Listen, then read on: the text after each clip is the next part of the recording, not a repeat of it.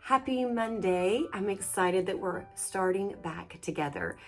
For our last week in John 15, it's hard to believe that we are almost finished with this chapter, and I think you're really going to be excited about what we're going to start next week after this. It's going to take us into November, and it's going to be a beautiful way for us to spend the month of November together. So I will be telling you more about that as the week goes on. Later on towards the end of this week, I will be revealing that, and I hope that you have really enjoyed our time in John 15 of just digging in deep to the words of Jesus and the truth of his love for us, but also his commission for us to love others. And that's what we're going to be talking about today. So today we're going to be looking at John 15, verse 17.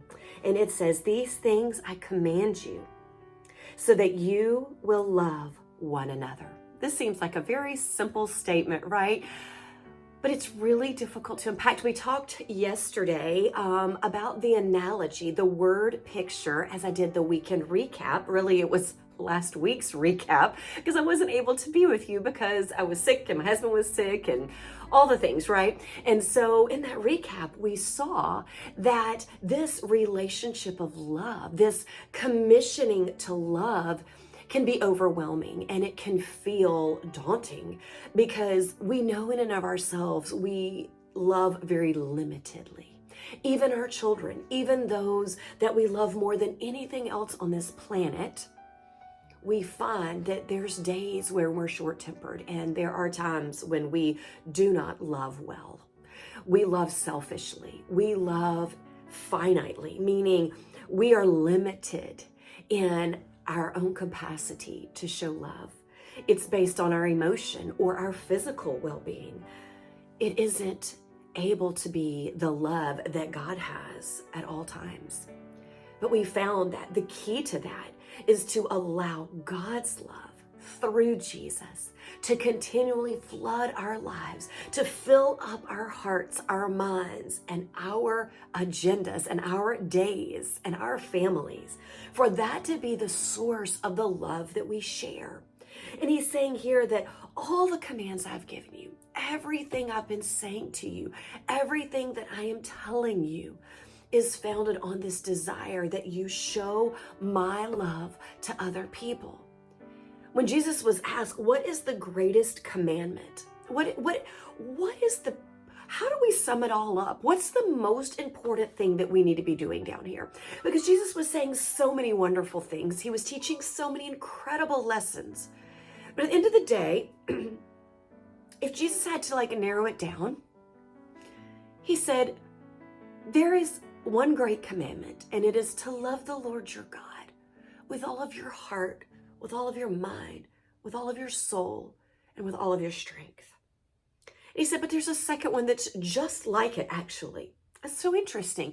It's actually just like it. He said it's sort of in the same exact way, that you should love your neighbor as yourself, that you should love others and love God.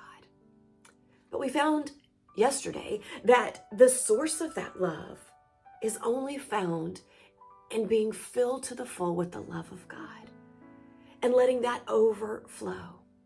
And so Jesus is saying, everything that I'm telling you, every command that I'm giving you, every word of truth, everything that I'm telling you is to commission you out, because remember, Jesus is about to die on the cross. We're about to receive this great, incredible commissioning to go and to do likewise. What they're going to see happen on the cross is going to be the greatest demonstration of love. Jesus actually says that. He's telling them, he is giving a foreshadowing that greater love has no one than to lay his life down for his friends. He is telling them before it happens, this is a demonstration of love. I am going to show you the greatest love that anyone could ever have. And that's God's love for you. That's the greatest love that there is. And this love is going to be walked out in flesh by me, Jesus is saying. You're going to see it where before you could have been taught about it. Maybe at times you felt it. But I'm going to actually show you that love. It's going to get walked out in flesh. You're going to hear it. You're going to experience it. You're going to see it fulfilled and lived out and sacrificed on the cross. You're going to experience the greatest love of all time given for you.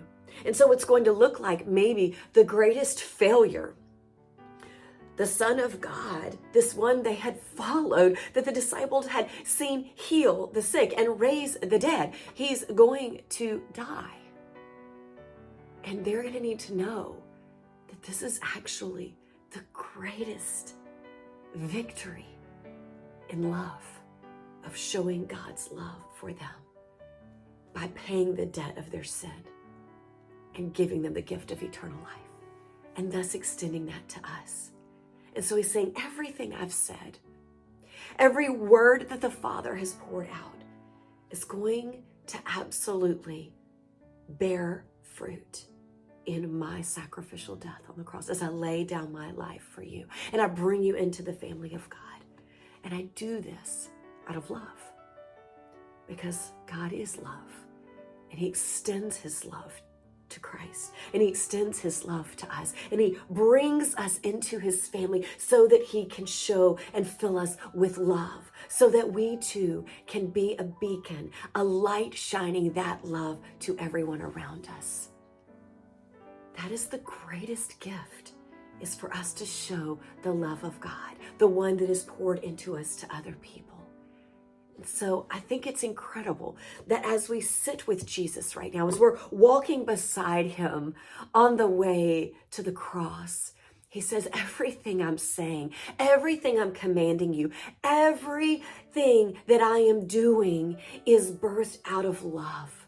And I want you to walk in this love so that a world who hates me and who hates you and who hates love will see that love overcomes. It wins.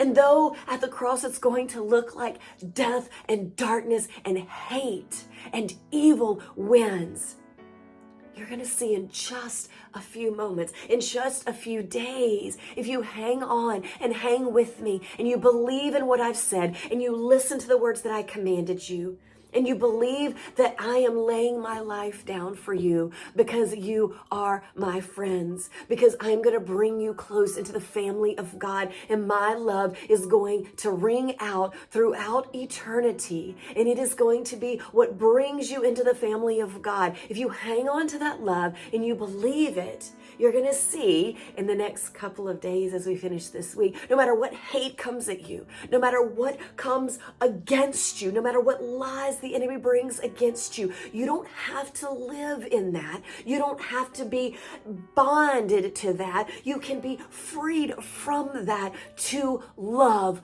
others. Man, that is our commissioning. That is our calling. Is not just to live in this world of darkness. And I don't want to give away the rest of the week because then I won't have anything else to say. But the rest of the week is going to show us that it sounds so utopian.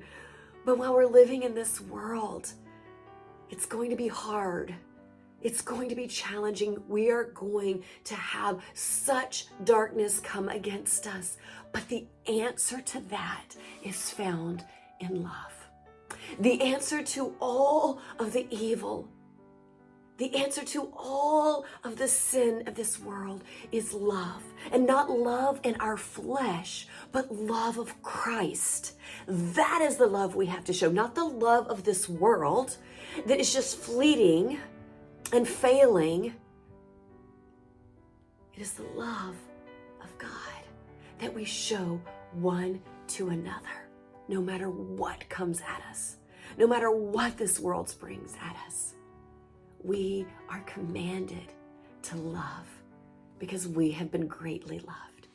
So today, I pray that you will see the words of God, the commands of God, are love to us. They are continually, overwhelmingly, unfailingly, unconditionally showing us and telling us and reminding us and promising it to us, the love of God.